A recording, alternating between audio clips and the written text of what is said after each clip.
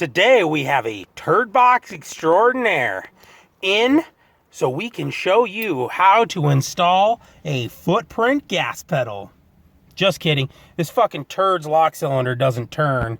So hopefully we're going to be able to repair this because the lock cylinder for these amazing pieces of crap are like $200. So we're going to show you how to remove the lock cylinder. This piece right here, the ignition lock cylinder.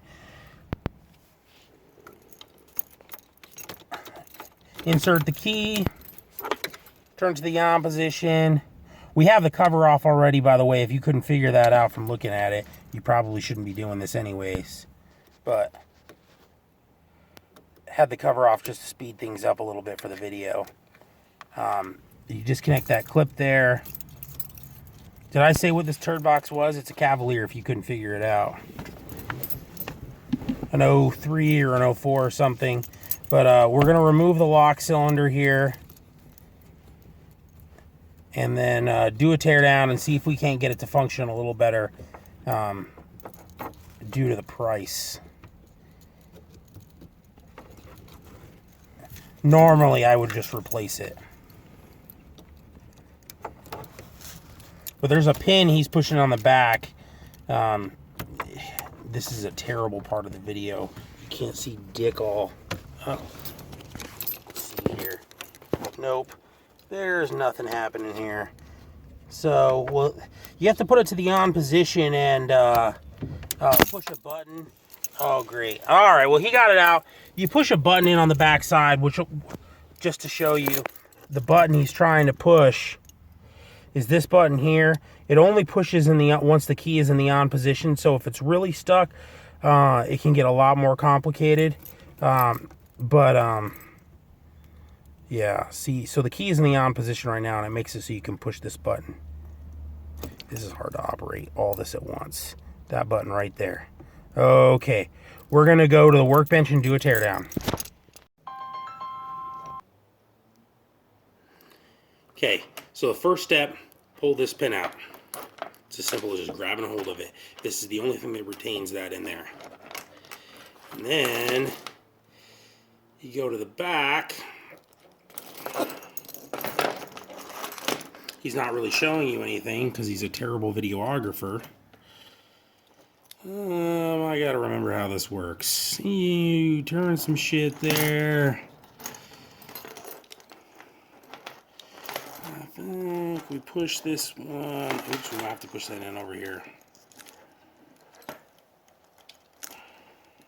Oop, nope, got it. There's a little deal in the back you're pushing in. I don't know if you can see that. It's right in there. So if you just start poking around in there, I promise you'll figure it out. Oops. And then look, we're gonna get to do it again because I think I just messed it up.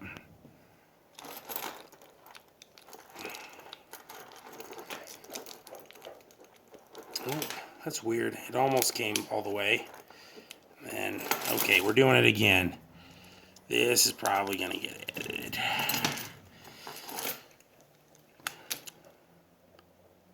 Okay, so I just pushed that button right there. And then we gotta turn it.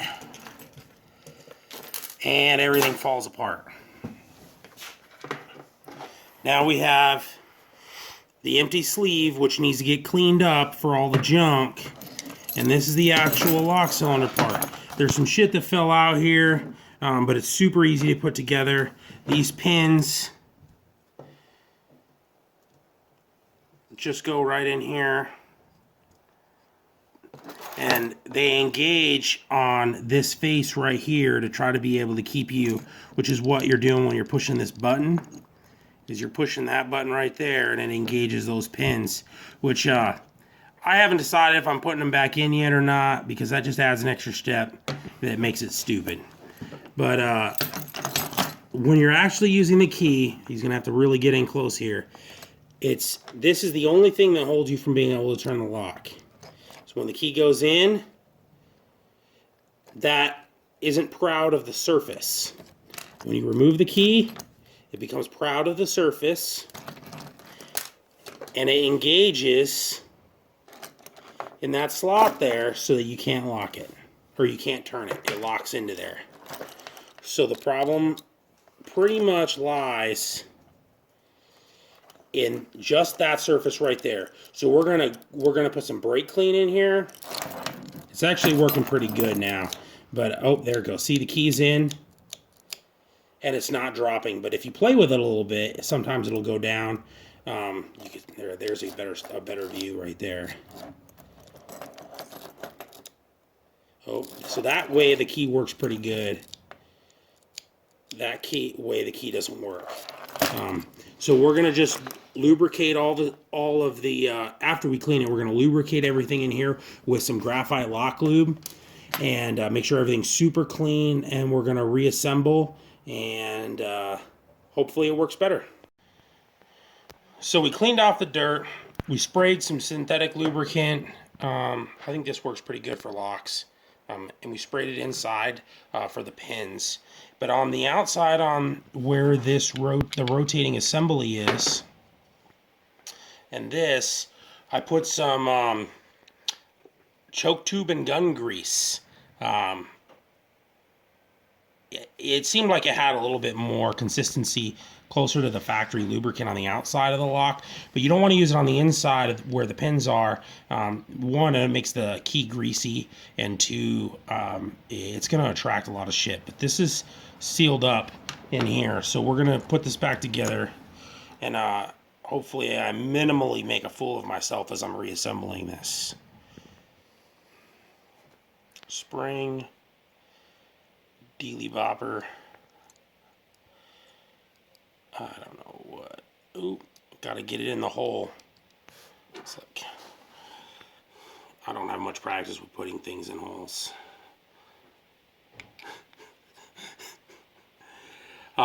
So that little indexing knob, or whatever you want to call it, there's only one way this can go in, and if you see that there's even a recessed portion here that'll push this in, but you could just put it in. Oh, you'll notice we aren't reinstalling these pins.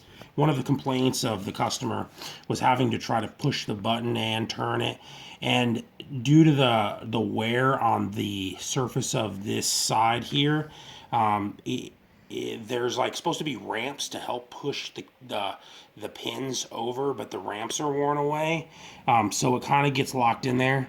So I'm sure I'm breaking like a dozen federal safety laws, but I'm not going to put that turd back in there.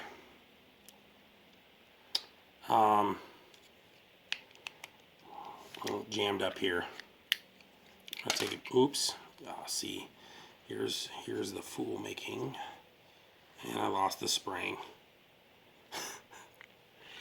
Well, we're gonna. Oh, there it is. Got it. And back here. Back in.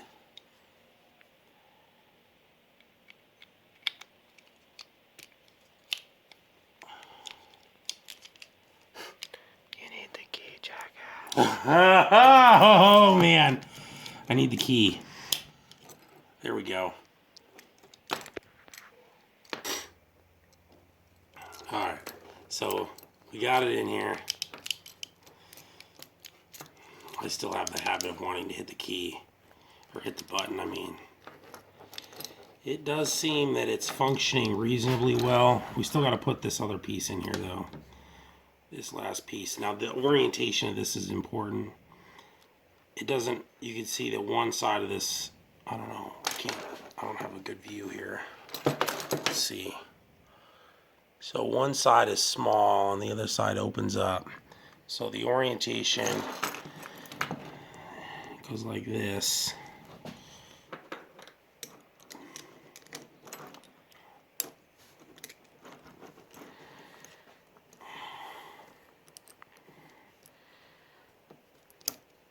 Just slides in like that. You want to make sure the flat side's pointed up.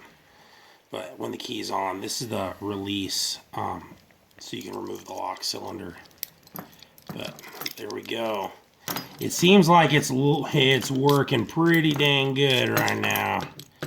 Oh, and then let's see. That one side of the key still seems to not work that good. The other side works good. We're going to put it in and see if it works better. Okay, we have the lock cylinder reinstalled. And it works really smoothly on one side. You can see you don't have to depress the button to return it to the off position for key removal. But to the on position, you never had to anyway. Anyways, so flip the key over. On the other side of the key, it's still, it doesn't work. And that could be just because if it's a shitty cut of a key, or the pin just doesn't sit right in the lock. But we're not going to mess with it any further. This is about as good as I'm going to expect it to get without spending the $200 on a replacement lock cylinder, or possibly just getting a new key cut, or finding the factory key, or I'm sure that's just a shitty Walmart cut, some automatic machine cut. But anyways, there you have it. A shitty car with a shitty lock cylinder.